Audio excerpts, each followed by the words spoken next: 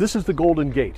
It's the East Gate. It's known as the Mercy Gate to Jerusalem. As you can tell, it's been sealed up for a long, long time. The gate said to remain closed until the return of Jesus has just begun to shift, not because of human effort, not because of coincidence, but by something far beyond earthly power. This isn't just stone and ancient walls. This is a prophecy stirring to life. For millions around the world, this gate is believed to open only for the most significant moment in human history. And now, something is happening that no one expected. Across temples, churches, and mosques, the news is spreading like wildfire.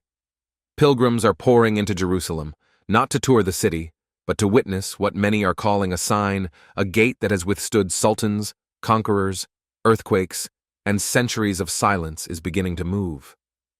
The Golden Gate of Jerusalem, sealed in fear, surrounded by graves, wrapped in legend, may finally be showing signs of fulfilling a prophecy that some believe could trigger the events of the end times. If you're ready to understand what's happening, what's been kept from the public, and why this moment matters more than ever, make sure you like this video, subscribe, and turn on notifications so you never miss what comes next. For half a millennium, this gate has remained unmoved. While every other entrance to Jerusalem's old city has been repaired, opened, or rebuilt, one gate has refused to change. One gate has resisted every hand that tried to alter it. One gate stands untouched, not because of human design, but because of divine timing.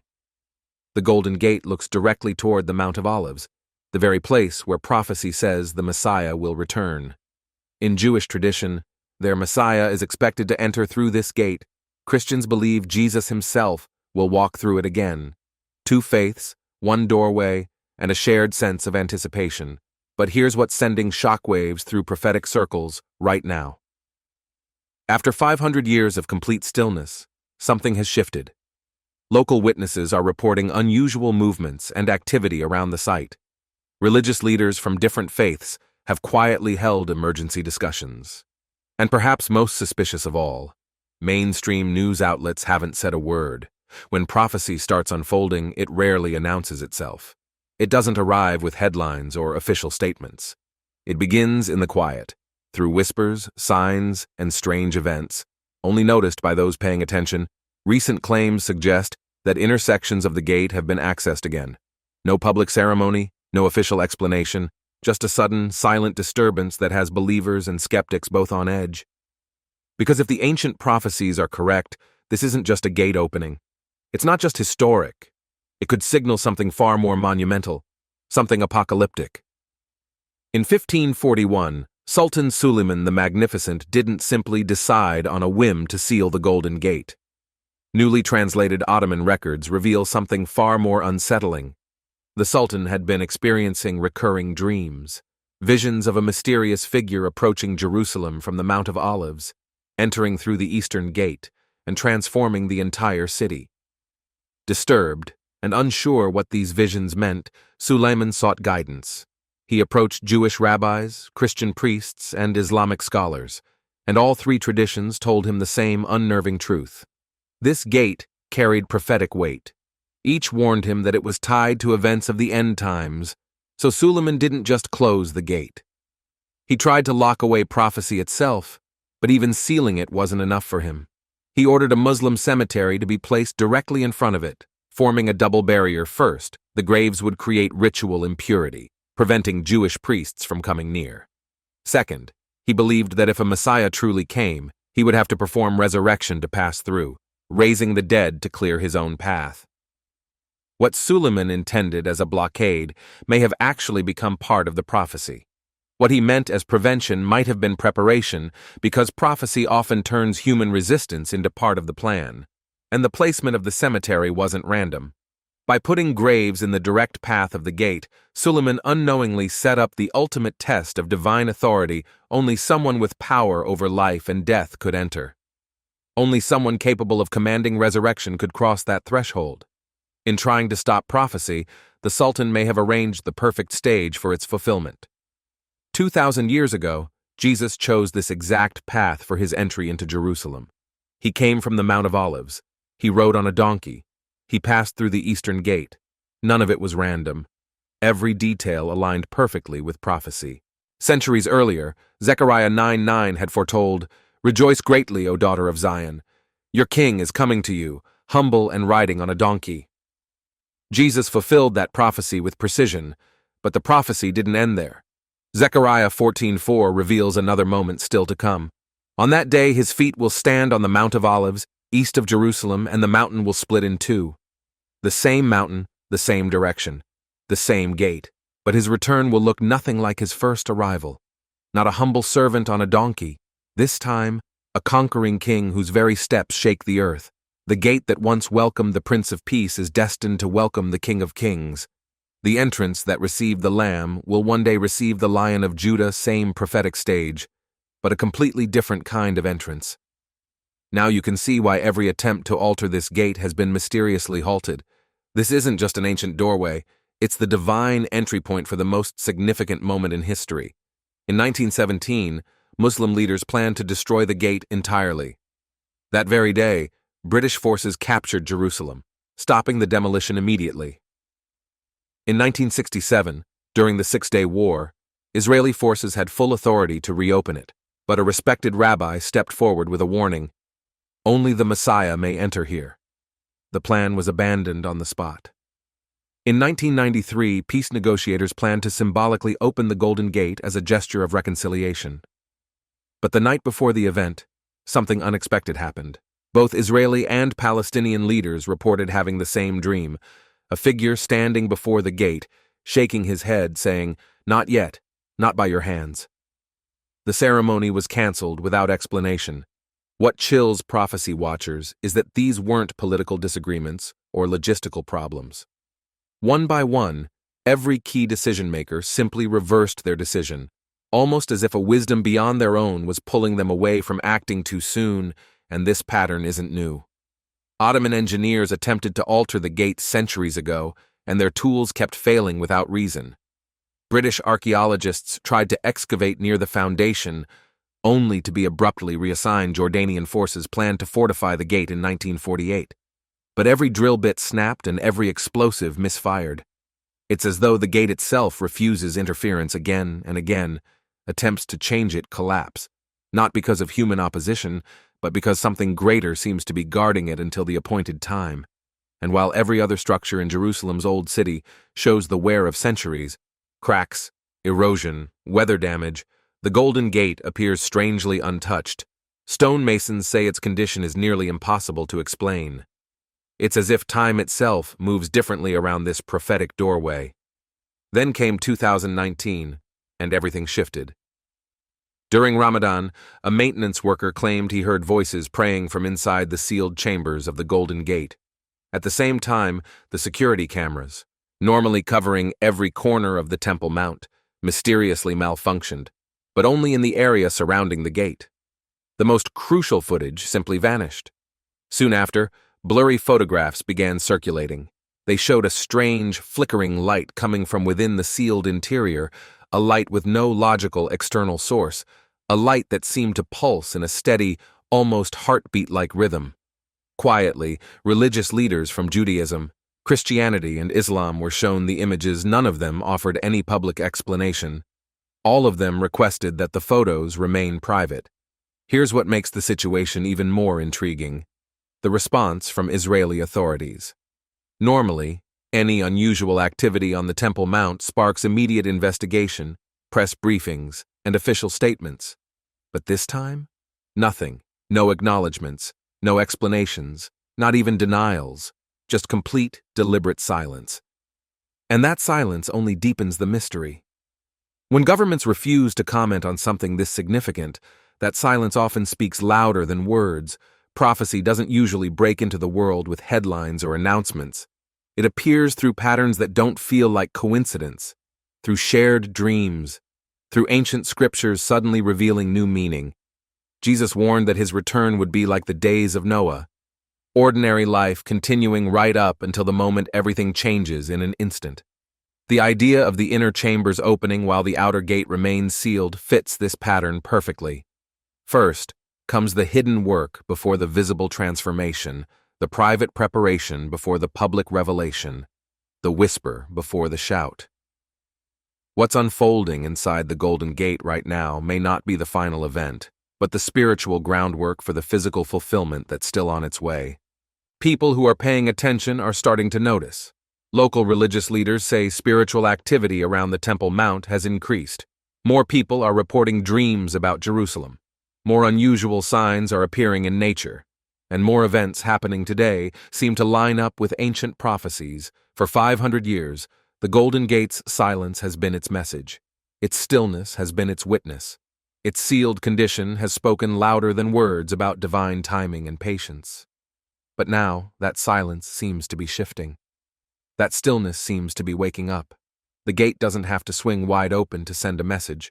Just the slightest movement is enough to ripple through communities that understand its prophetic importance. The Golden Gate and the Mount of Olives line up with perfect precision. From the gate, you can see the mountain directly, nothing blocking the view, nothing out of alignment.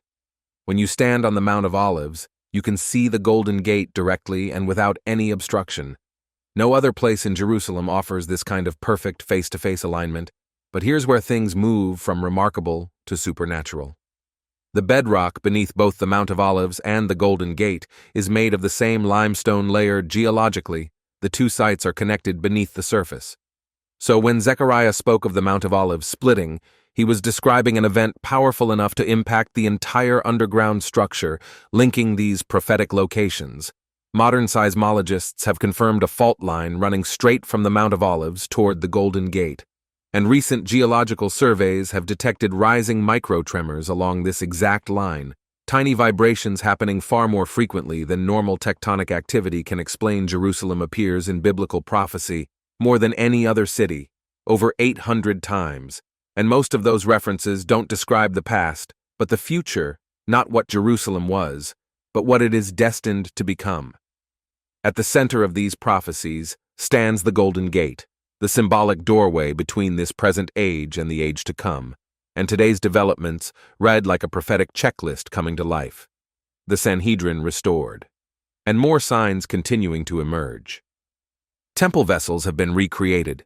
Red heifer candidates are being prepared. The Jewish calendar is entering key prophetic periods. Global politics are shifting in ways that echo ancient scriptures. And through all of this, the Golden Gate stands silent, preserved not for the preparation, but for the moment when preparation becomes fulfillment. The Jewish community looks to this gate as the entry point for their Messiah, who will restore Israel.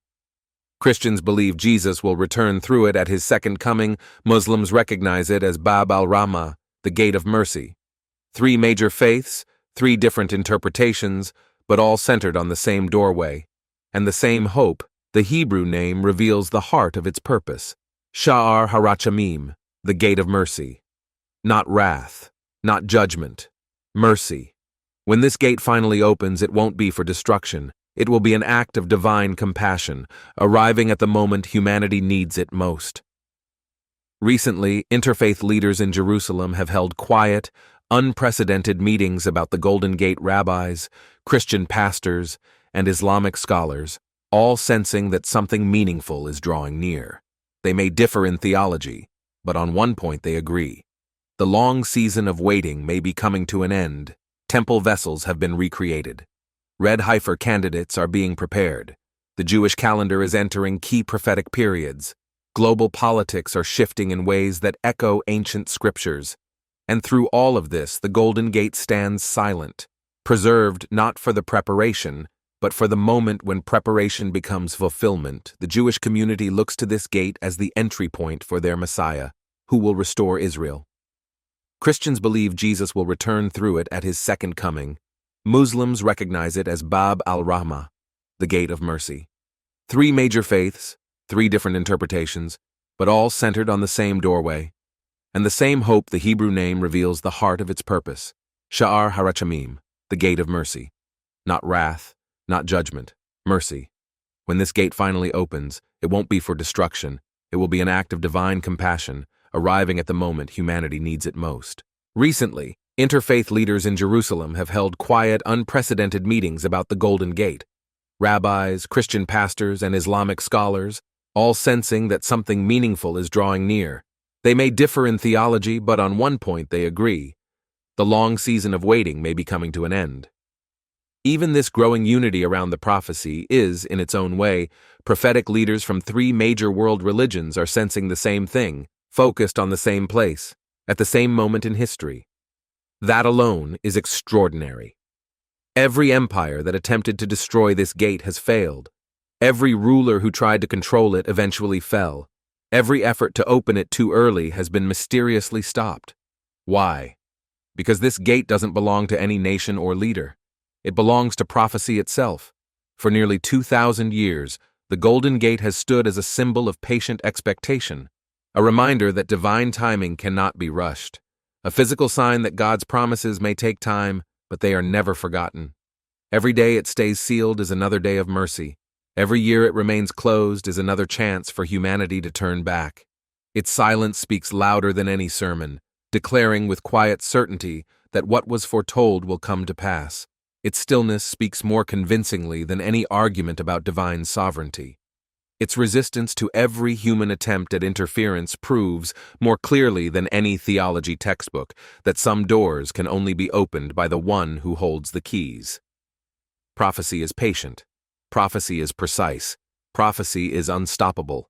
What prophecy declares, it fulfills, never on human timelines, but always on divine timing, and that timing is perfect.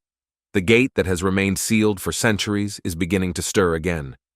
It doesn't open like an ordinary doorway, it awakens like a living prophecy. Bricks can't restrain it. Stones can't silence it. Graves can't block what was ordained long before they existed. When God determines something, creation itself rearranges to make room for it. Seismic activity increasing along the prophetic fault line, political shifts echoing biblical patterns, global events aligning with Jesus' end times warnings, spiritual activity intensifying around the Temple Mount. And at the center of all of this stands the Golden Gate, showing its first signs of movement in 5 centuries. Something is stirring in the spiritual realm around this ancient threshold. The same spirit that inspired prophets to write about this gate thousands of years ago is stirring again today. The same divine power that preserved it through wars, empires, and centuries is preparing it for its final purpose. The stones are beginning to shift. The seals are starting to strain. The long silence is finally breaking. After 500 years of waiting, the Golden Gate of Jerusalem is awakening from its prophetic sleep. And when it fully opens, when the one who holds the keys walks through it, everything changes forever. For 5 centuries, this gate has remained sealed, not to keep the Messiah out, but to preserve the moment of his arrival. Its closure isn't a barrier, it's preparation. It has been waiting, protected across generations, for the exact moment when his return will shake a watching world. The countdown isn't measured in dates or timelines. It's written in the stones themselves, stones that have been still for 500 years, but now feel as if they're beginning to stir. Are you ready for what comes next? Because ready or not, the gate is waking. Prophecies long scattered across history are beginning to align. What were once whispers are turning into distant tremors. And when that gate finally opens, when the King of Kings steps through the passage that has waited 2,000 years, every nation will witness the fulfillment of the greatest promise ever spoken. That moment may be closer than anyone dares to believe.